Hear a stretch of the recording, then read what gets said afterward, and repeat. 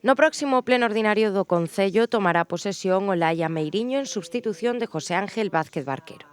Pero ademais o Partido Socialista levará dúas iniciativas para o apoio ás familias monomarentais e a reactivación do Consello Escolar Municipal e do da Infancia e Adolescencia. Estamos a falar dun colectivo que a verdade é que está bastante invisibilizado, digamos que está fora do que é a senda económica e de goberno da Xunta de Galicia e dos propios concellos, o de Ourense un máis,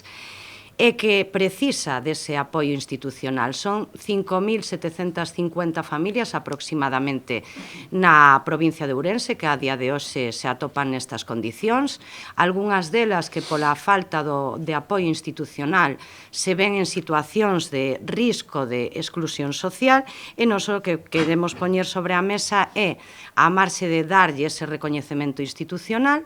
pois poñer deberes á Xunta de Galicia. Onte reuníanse no Parlamento de Galicia para trasladar esta inquedanza e presentarán sendas mocións tamén na Deputación e na Xunta de Galicia.